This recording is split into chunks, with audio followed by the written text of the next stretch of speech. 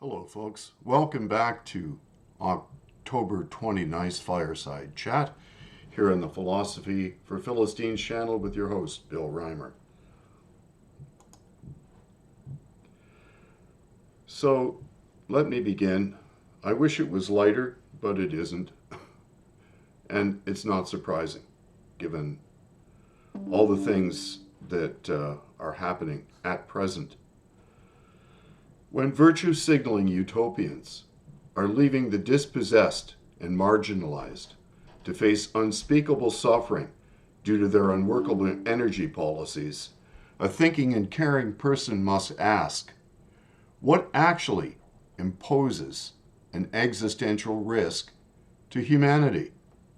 In an article entitled, Eco-Extremists Are Leading the World Towards Despair, Poverty, and Starvation, Utopian solutions for saving the planet are doomed to failure, and worse, we must wake up before it's too late.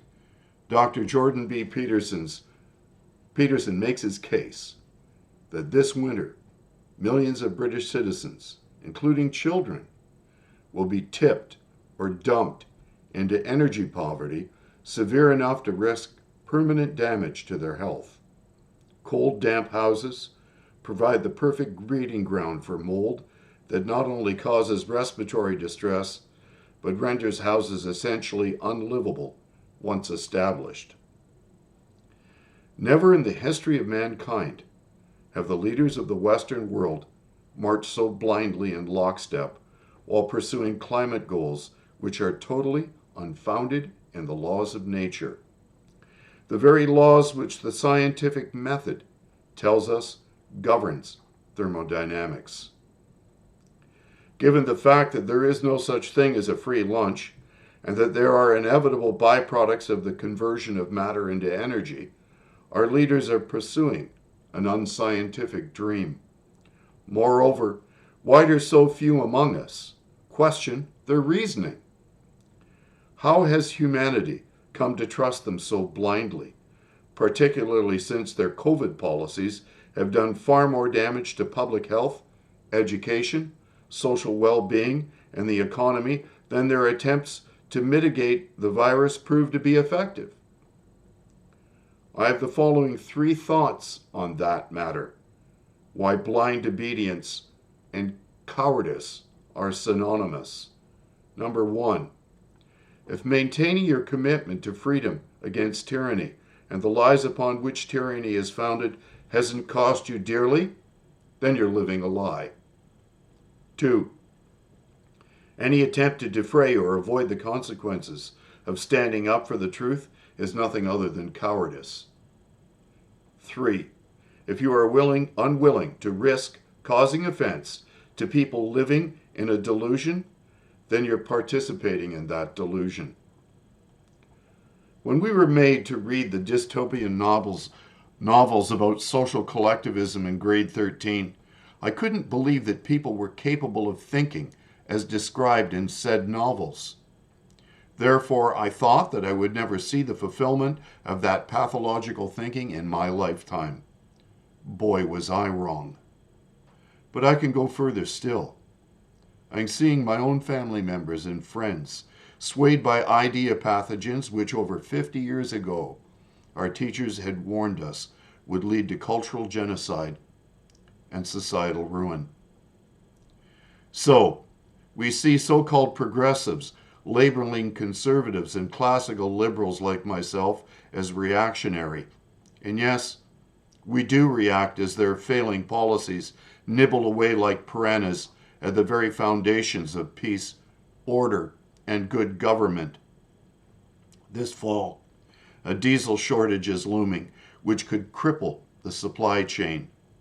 You ain't seen nothing yet, kids, as our ideologically possessed leaders engage in policies which are most damaging to the marginalized and dispossessed, as well as to elderly pensioners on fixed incomes. People like me, for instance. How has such blatant incompetence come to dominate the political landscape on a global scale? Where are the statesmen of today? I have some confidence that my own MP and now CPC leader, Pierre Poilievre, has the making of a statesman, but that remains to be seen, given his initial reaction to COVID and his support of draconian COVID measures. He supported giving financial aid to workers who were unnecessarily deprived of employment due to the government's failed lockdown policies. Therefore, even he was taken in by the panic without questioning the ancillary effects that the lockdown would have, particularly on our children, as well as to those who are in need of critical medical care, which became nearly impossible for them to receive during the lockdown, not to mention the horrendous damage to small businesses who were disastrously impacted. If the government had planned to destroy small business, they couldn't have done a better job, which only leads me to conclude that that was their plan. Build back better, indeed. But why do our leaders hate the small entrepreneur? Because they do not control them. How many of our elected leaders have ever successfully operated a business? How many have started a business to run it at a profit in a competitive market? Most are ideologues who lack any real-world experience. Western society appears to be at war with competence itself, which is why we are being governed, or perhaps more accurately, lorded over, by an incompetent cadre of powermongers whose sole achievement is to march in blind, ignorant lockstep with one another. Never in human history have our leaders collectively failed humanity so completely, or held office solely based upon their ideological possession. We are witnessing the fulfillment of Dr. Gad Saad's warning in his best-selling book, The Parasitic Mind, How Infectious Ideas Are Killing Common Sense. So here is a real-world example on a microcosmal scale. My wife served as a city councillor in Moss, Norway. During her time in office, she constantly battled with envious socialists who wanted everything to be funded by the state.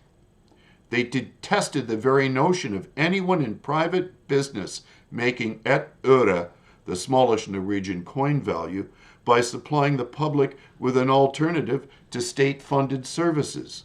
Why? Envy, of course. The war on competence, the free market, capitalism, individual liberty, indeed freedom itself, is due to envy. So let us examine the 10th commandment on covetousness. Thou shalt not covet thy neighbor's house. Thou shalt not covet thy neighbor's wife, nor his manservant, nor his maidservant, nor his ox, nor his ass, nor anything that is thy neighbor's. From Exodus chapter 20, verse 17. In Colossians 3:5, Paul stated, Mortify therefore your members which are upon the earth, fornication, uncleanness, inordinate affection, evil concupiscence, there I got it, and covetousness, which is idolatry. So there is what it is. It is idolatry. It is my concerted opinion that the ideological possession of this postmodern age is driven by envy and covetousness. The incompetent class of leader we have chosen covets what does not belong to them. Since they are incapable of operating a business for themselves and creating their own wealth, they covet the wealth of others. They don't care about woke. They don't care about the environment. They view life as a zero-sum game. Their failed COVID policies have resulted in the single greatest transference of wealth in human history. Yet this is still insufficient to satiate their covetous lust for what does not belong to them. They are using climate catastrophizing to complete the job, even as they seek to gain control of all the resources required to manufacture goods and services, as well as to grow crops, grain, and raise livestock.